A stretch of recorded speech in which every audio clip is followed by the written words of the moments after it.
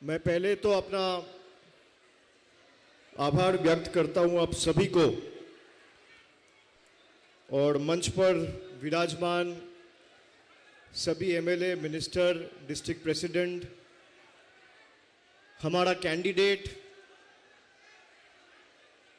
और मेरे पहले आपके यहाँ से लोकप्रिय विधायक गुलाम रब्बानी साहब, सबको मैं अपना अभिनंदन व्यक्त करता हूं। और आप सब जो आज इस रैली में आके हमारा हाथ, हमारा साथ, हमारे इस लड़ाई में अपने आप को शामिल करके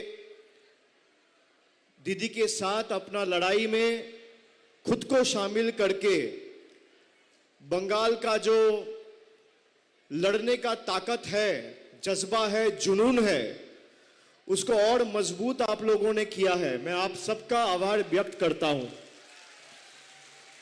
मैं जब यहां आ रहा था तो हेलीकॉप्टर से उतरने के समय में देख रहा था पूरा रास्ते में लोग हैं। जितना लोग आज सभा में आए हैं इसका दुगना लोग हेलीपैड में है और इससे ज्यादा लोग रास्ते में है। ये मैदान छोटा पड़ गया। अगली बार जब मैं गोवालपुखुर में आऊंगा तो रब्बानी भाई को बोलूंगा कि बड़ा मैदान का इंतजाम करो। लोगों का जिस तरीके से प्यार मोहब्बत हम लोगों को आज मिला है, पहली बार रायगंज लोकसभा से तृणमूल कांग्रेस की उम्मीदवार जीतने जा रहा है। मैं आप सबको नमन करता हूं, प्रणाम करता हूं। इतने दिन से यहां पे कांग्रेस का सांसद रहा, 2014 साल तक, 2014 तक। उसके बाद सीपीएम का सांसद रहा 5 साल। पिछला चुनाव में 2019 में हमारे यहां से उम्मीदवार वो जीत जाते। खाली लोगों को गुमराह करके सीपीएम और कांग्रेस ने, मोहम्मद सलीम ने 1,83,000 वोट काटे और कांग्रेस की तरफ से दीपा दासमुंशी 83,000 वोट काटे। आप मिला दो 83,000 और 1,83,000, दोनों मिला के 2,66,000 होता है। ये वोट अगर तृणमूल के पास आता तो तृणमूल का सांसद रायगंज को मिलता। लेकिन दुख की बात यह है कि लोगों को गुमराह करके यहां पे सीपीएम और कांग्रेस के उम्मीदवार 2019 में बीजेपी का हाथ मजबूत किया है। बीजेपी का तरफ से जो जीता, जो सांसद बना, 5 साल आप आम नागरिक का बात छोड़ दो, रायगंज लोकसभा का आम आदमी का बात छोड़ दो, मां बहन भाई बंधु का बात छोड़ दो, कोई बीजेपी का नेता भी उसको देखा नहीं 5 साल। अभी वो चली गई दक्षिण कलकत्ता में लड़ने के लिए। उसको करारा जवाब दक्षिण कलकत्ता में मिलेगा, आप निश्चित रहो। लेकिन मैं आपसे पूछना चाहता हूं, आने वाला 26 तारीख, आज 20 तारीख हो गया और 6 दिन का बात है भाई। 2 नंबर बटन इतनी तेज और इतना जोर दबाना है कि झटका जाके सीधा दिल्ली में लगे। भूकंप दिल्ली में आना चाहिए। जो हमेशा बंटवारे की बात करे, जो हमेशा हिंदू को मुसलमान और मुसलमान को हिंदू से लड़ाए, दंगा फसाद में लगे रहे, आने वाला 26 तारीख मोदी कहता है 400 पार, मैं कहता हूं 400 पार नहीं, 440 का झटका लगना चाहिए। 4 जून को लगना चाहिए कि नहीं लगना चाहिए? लगना चाहिए कि नहीं लगना चाहिए? जो आपका वोट लेके आपके ऊपर जुल्म अत्याचार करे, उनको सबक मिलनी चाहिए कि नहीं मिलनी चाहिए? मिलनी चाहिए कि नहीं मिलनी चाहिए? आप मुझे बताइए, 5 साल में बीजेपी का सांसद, खुद 2 साल मंत्री रहे, 5 पैसे की काम दिल्ली से गोवालपुर के लिए, इस्लामपुर के लिए, चाकुलिया के लिए, कालियागंज के लिए, रायगंज के लिए, हेमताबाद के लिए लाए क्या? लाए क्या? उनको अब देखे क्या? देखे, मैं आपको कहता हूं, कल पहली चरण का चुनाव था, आपने देखा? कुछ बिहार में चुनाव हुआ, अलीपुरद्वार में चुनाव हुआ और जलपाईगुड़ी में चुनाव हुआ। बांग्ला विरोधियों का गढ़ में कल कुछ बिहार, अलीपुरद्वार और जलपाईगुड़ी की मां, भाई, बहनें बंगाल विरोधियों के खिलाफ सर्जिकल स्ट्राइक किया है, इनका गढ़ में घुस के। 26 तारीख मौका आपका है, जो जिस भाषा में समझे उसी भाषा में जवाब देना चाहिए। देश का प्रधानमंत्री मन की बात करता है रेडियो में, कभी आपसे आके 5 साल में बीजेपी, कांग्रेस, सीपीएम का एक नेता पूछा कि आपको मकान मिला या नहीं, आपका परिवार में कोई दिक्कत है या नहीं, खाना मिल रहा है या नहीं? जब कोविड हुआ, लॉकडाउन हुआ, कितने भाई बाहर फंसे हुए थे। कोई यहां का एमपी हो या बीजेपी का, सीपीएम का, कांग्रेस का कोई नेता हो, एक बार फोन करके दूसरे राज्यों से हमारी मां बहन जो बाहर काम करते हैं और लॉकडाउन के कारण जो फंस गई थी, उनको वापस लाने के लिए एक भी कदम उठाया क्या? नहीं उठाया। उठाया? मैं आपको कहता हूं, इस देश में 1600 पॉलिटिकल पार्टी है। कितना पार्टी है? 1600। एक पार्टी जिससे अगर भारतीय जनता पार्टी लड़ता है वो है तृणमूल कांग्रेस। ये इसलिए है क्योंकि लाख कोशिश करने के बावजूद हम इनसे डरे नहीं, इनके आगे झुके नहीं। हम झुकेंगे तो ईश्वर के सामने झुकेंगे, अल्लाह के सामने झुकेंगे, भगवान के सामने झुकेंगे, माता पिता के सामने झुकेंगे, बुजुर्गों के सामने झुकेंगे, लेकिन दिल्ली के दरिंदों के आगे तृणमूल कांग्रेस नहीं झुकेगा। ये मेरी गारंटी है आपको। आप देखो, दूसरे राज्य प्रदेशों में जहां कांग्रेस की बीजेपी के साथ लड़ाई है, वहां कांग्रेस के लोग छोड़ छोड़ के बीजेपी जा रहे हैं, और बंगाल में उल्टी गंगा बह रही है, बीजेपी के लोग छोड़ छोड़ के तृणमूल आ रहे हैं। इसीलिए मैं कहता हूं, उनको जिस भाषा में समझ में आए उस भाषा में जवाब देना हम जानते हैं। आपको अगर तोड़ने, मरोड़ने और पार्टी तोड़ने की राजनीति समझ में आती है तो तृणमूल को भी समझ में आती है। आप तृणमूल को कमजोर मत समझिए। हमने कृष्ण कल्याणी को खड़ा किया क्योंकि ये बीजेपी से आया, संग संग इसका घर में आईटी रेड हुआ। 2 दिन तक इनकम टैक्स का रेड चला, फिर भी ये झुके नहीं, ये लड़ता रहे। जो आदमी आपका प्यार, भरोसा लेके आने वाला दिन इन दरिंदों के साथ लड़ता है, उनको जनता का प्रतिनिधि बनना चाहिए कि नहीं बनना चाहिए? बनना चाहिए कि नहीं बनना चाहिए? अब देखो, वो बीजेपी छोड़ के तृणमूल में आया, संग संग उसका घर में इनकम टैक्स पहुंच गया। और जिन लोगों को भाई कैमरा में पैसा लेते हुए लोग देख रहे हैं, वो घर में बैठे हुए हैं, वो घर में बैठे हुए हैं। मैं इसीलिए आपको कहता हूं, आने वाला 26 तारीख आपका समय है। कहावत है, 100 सोनार की 1 लोहार की। 5 साल आपके साथ जुल्म, अत्याचार, गद्दारी, बेईमानी, ये बीजेपी, कांग्रेस और सीपीएम के बंगाल के लोग करते रहे कि नहीं करते रहे? अब 26 तारीख आपका समय है, इसलिए कह रहा हूं खाली तृणमूल को जिताने से बात नहीं बनेगी। और मैं ये गुलाम रब्बानी भाई को भी कहता हूं, वो बड़े फकर से कह रहे थे कि मैं 70,000 से जीता हूं। आपका मार्जिन भी इस बार गोपालपुर का लोग समर्थन देके उससे ज्यादा मार्जिन से तृणमूल का प्रार्थी और कृष्ण कल्याणी को जिता के बीजेपी को सबक सिखाने वाले हैं। क्या सिखाएंगे कि नहीं सिखाएंगे? बीजेपी के नेता कहते हैं हम एनआरसी करेंगे। मैं कहता हूं भाई, आपका हिम्मत है तो बंगाल में करके दिखाइए। जब तक हम बैठे हैं, खड़े हैं, कोई बंगाल का एक आदमी में एक बंटवारा नहीं कर सकता। किराएदार है, जाकी मकान थोड़ी है। मैं क्यों कह रहा हूं ये बात?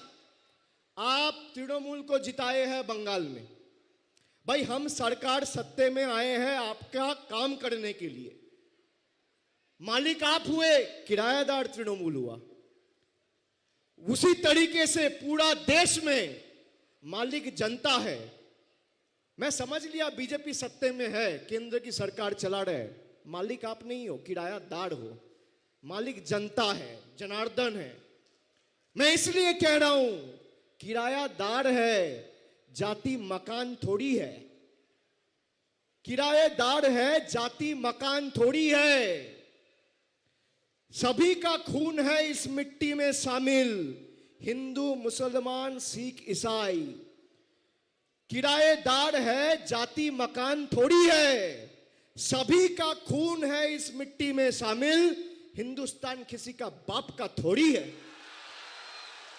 भाई ये देश हमारा है, जितना मेरा अधिकार है उतना आपका भी अधिकार है। इसमें बंटवारे का, राजनीति का कोई जगह नहीं है। जो सोचता है हम बांट के, बंटवारा करके, लोगों को गुमराह करके, भाई को भाई से लड़ा के, दंगा फसाद करा के जोर जबरदस्ती सत्ता में आएंगे, उनका यह सपना अधूरा ही रह जाएगा। क्योंकि बंगाल के लोग एकता में मानते हैं। मैं आपको कह रहा हूं कि कल जो चुनाव हुआ, सभी सीटों में तृणमूल की उम्मीदवार जीतने जा रही है। आने वाला 26 तारीख आपका समय है, एक ही बार मिलेगा, फिर पता नहीं ये लोग देश में अगर जीत गए तो चुनाव करने देगा या नहीं। आपका अधिकार समझने के लिए आपको मौका मिला है 26 तारीख को। इस वोट में खाली सांसद नहीं चुना जाएगा, यह वोट आपका तय करेगा देश में 2027 में राष्ट्रपति कौन होगा। आपका अधिकार आपको आने वाला समय में मिलेगा या नहीं।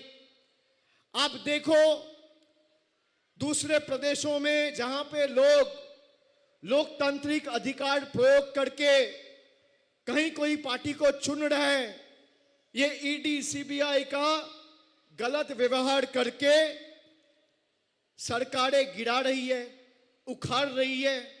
इसीलिए आने वाला दिन ऐसे वोट देना है कि 5 साल का गद्दारी, बेईमानी का जवाब इन लोगों को मिलना चाहिए।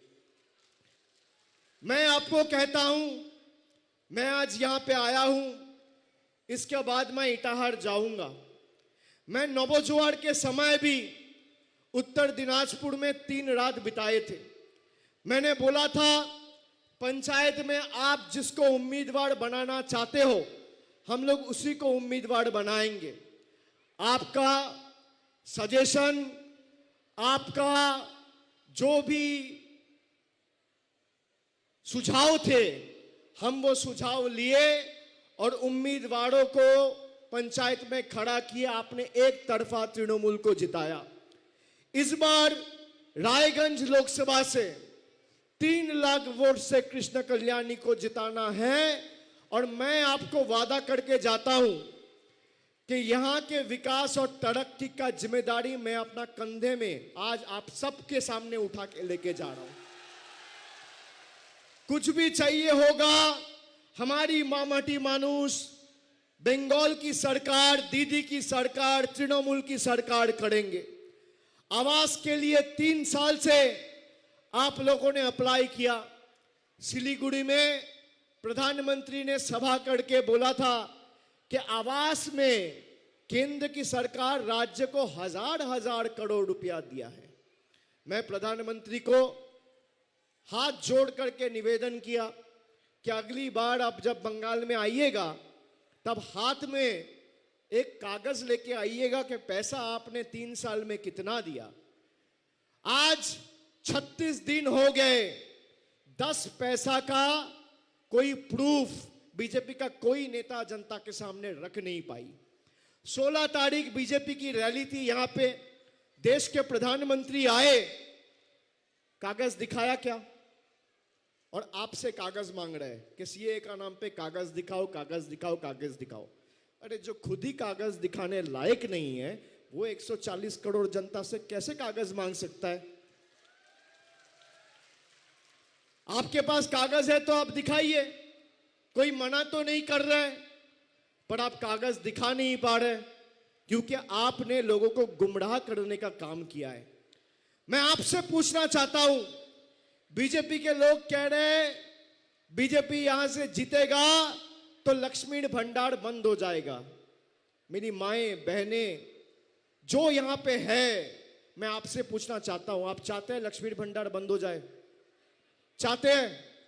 बीजेपी का कुछ बिहार के एक नेत्री 2 दिन पहले कहा है कि हम चाहते हैं कि लक्ष्मी भंडार बंद हो जाए। आप बताइए, इनको जवाब मिलना चाहिए, सबक सिखाना चाहिए कि नहीं सिखाना चाहिए? सिखाना चाहिए कि नहीं सिखाना चाहिए? 10 साल पहले देश की स्थिति क्या थी? क्या भाव था तेल का, पेट्रोल का, डीजल का, खाने का, गैस का, दूध का, आटा का, दाल का, नींबू का, चाय पत्ती का? आज क्या भाव है? 110 रुपए का चाय पत्ती आज 280 रुपया केजी है। ये अच्छे दिन का उदाहरण है। आपने देखा कभी ये सीए एनआरसी के टाइम जब बीजेपी हर एक जगह पे जाके धमका रहे थे, चमका रहे थे, कांग्रेस के एक नेता आके यहां पे आपके पास खड़ा होके बोला कि मैं आपके साथ हूं, आप फिक्र मत करो। दीदी आई, दीदी खड़ा हुआ, वो चाहे कलकत्ता हो, चाहे उत्तर दिनाजपुर हो, चाहे मालदा हो, चाहे मुर्शिदाबाद हो। और कोई नेता नेत्री देश में ऐसा नहीं है जिसका हिम्मत है, ताकत है, दम है, सीने में कलीजा है, बोल के दिखाए कि जब तक मैं जिंदा हूं और जब तक मेरा सरकार है मैं करने नहीं दूंगा। ये मेरा कमिटमेंट है लोगों का। हम लोग बोले हैं तो करके दिखाए हैं। बीजेपी को लग रहा है कि भाई हम डराएंगे, चमकाएंगे, धमकाएंगे। भाई ऐसे नहीं होगा। आप बंगाल को उत्तर प्रदेश मत समझिए, आप बंगाल को गुजरात मत समझिए, आप बंगाल को राजस्थान मत समझिए, मध्य प्रदेश मत समझिए। यही गलती आपने 2021 साल में किया। और मैं जनता, मेरा भाई, मेरा माएं, मेरी बहनें, दोस्त, माताएं, बुजुर्गे जो आज सभा में आए हैं, मैं आपको खाली कहना चाहता हूं, आपके एक वोट में इतना ताकत है जो केंद्र की सरकार को अपने सत्ते से उखाड़ के फेंक सकता है और नया सरकार बिठा सकते हैं। आप ये मत सोचो कि मेरा एक वोट में क्या ताकत है, मैं वोट दूं ना दूं क्या फर्क पड़ेगा। भाई आप वोट नहीं दोगे तो फायदा बीजेपी को है। मैं आपको यह कहना चाहता हूं, आप देख रहे हो 5 साल लेके हो बीजेपी के खिलाफ कौन लड़ाई कर रहे हैं। मैं आपसे पूछना चाहता हूं, जो आपको गुमराह करने के लिए खड़ा हुआ है उनको वोट मिलना चाहिए? मिलना चाहिए? मुझे एक चीज बताइए, कांग्रेस और सीपीएम का जो कैंडिडेट है उसको अगर वोट जाए, फायदा किसको है? किसको फायदा है? किसको फायदा है? यह बात तो आपको समझ में आती है। आती है। आपने पिछला बार देख लिया, आप वही देखो 21 का विधानसभा में आपने तृणमूल को जिताया, तो ये रायगंज का 9 सीट में से 7 सीट में तृणमूल कांग्रेस जीत के आए और आपके साथ चट्टान की तरह खड़े हुए हैं। और बाद में रायगंज से कृष्ण कल्याणी भाई भी हमारे साथ आ गए, तो 9 में 8 सीट तृणमूल जीती हुई है। यहीं पे अगर 3 कांग्रेस जीतता, 2 बीजेपी जीतता, 4 तृणमूल जीतता, किसका हाथ मजबूत होता? आप बताइए किसका हाथ मजबूत होता? जहां पे कांग्रेस के साथ बीजेपी का लड़ाई है, वहां कांग्रेस टक्कर दे पा रहे क्या? आप 5 साल में मुझे कह सकते हो कि एक बीजेपी का सांसद, एक बीजेपी का विधायक बीजेपी छोड़ के कांग्रेस में गया या सीपीएम में गया है? बोल सकते हैं? इन लोगों की हिम्मत नहीं है। हम लोगों को इतना डराया, धमकाया, चमकाया, ईडी, सीबीआई, घर परिवार, मां, बच्चों, बीवी, किसी को नहीं छोड़ा, फिर भी आज सर ऊंचा करके लड़ रहे हैं। दिल्ली का कुत्ता बनने से बेहतर रॉयल बंगाल टाइगर बन के जिए, सर उठा के जिए, सर उठा के जिए। सर झुका के जीने से बेहतर सर उठा के मरो, सर उठा के लड़ो, सर उठा के सबक सिखाओ और 26 तारीख सर उठा के वोट देके बीजेपी को सबक सिखाओ। सिखाएंगे कि नहीं सिखाएंगे? सर उठा के अपना वोट खुद जाके देना और सर झुका के हमारे उम्मीदवार जीतने के बाद आपकी सेवा करेगा, यह गारंटी मैं आज आपको देके जाता हूं। 2 शब्द कह के, गर्मी बहुत हो रही है, 3 बजने को आ रहा है, आप लोग 12 बजे से मुझे फोटो मिल रहे हैं व्हाट्सएप में, मैं देख रहा हूं, सब आके बैठे हुए हैं। आप 3 लाख वोट से जिताइए। अभी अप्रैल का 20 तारीख है, मैं जून में 4 तारीख को रिजल्ट निकलेगा, जून में यहां पे आऊंगा आप लोग के साथ चुनाव का जीत का नतीजा मनाने, आप लोगों के साथ कंधे में कंधा मिला के यहां पे विजय रैली निकालूंगा। मैं आप सबको बोल के जाता हूं, लेकिन सब ठान लीजिए, अपना मन बना के एकदम ठान के आने वाला 26 तारीख, चाहे कुछ भी हो, गर्मी थोड़ा ज्यादा पड़े, फिर भी ये समझ लेना कि 5 साल के बाद मुझे ये मौका नहीं मिलेगा, ये एक ही बार मिल रहा है। मैं 4 बात कह के आज का सभा समाप्त करूंगा। है अंधेरा बहुत, है अंधेरा बहुत, सूरज निकलना चाहिए। है अंधेरा बहुत, सूरज निकलना चाहिए। अब कुछ भी हो, मौसम बदलना चाहिए। है अंधेरा बहुत, सूरज निकलना चाहिए। अब कुछ भी हो, मौसम बदलना चाहिए। जो एक भाई को एक भाई से लड़ाए और हिंदू को मुसलमान से लड़ाए, उन विरोधियों का अब धूमधाम से 4 तारीख जनाजा निकलना चाहिए। सबको एक बार धन्यवाद कह के, सबको हाथ जोड़ के प्रणाम करके आज सभा यहीं समाप्त करके मैं अपना वाणी को विराम देता हूं। जय हिंद, वंदे मातरम।